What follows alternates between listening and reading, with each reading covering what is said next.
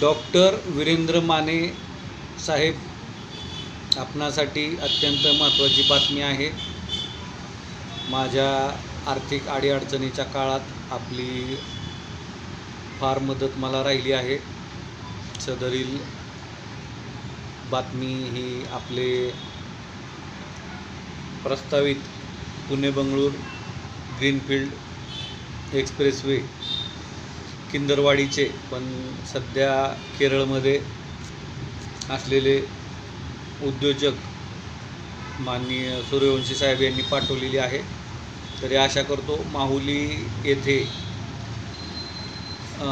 सातारा जिल्हा संपल्यानंतर सांगली जिल्हा सुरू झाल्यावरती शक्तिपीठच्या पार्श्वभूमीवरती इंटरचेंज होणार आहे. त्यासाठी शेकडो एकर जमीन अधिग्रहित केली जाणार आहे. हे महत्त्वाचं आहे.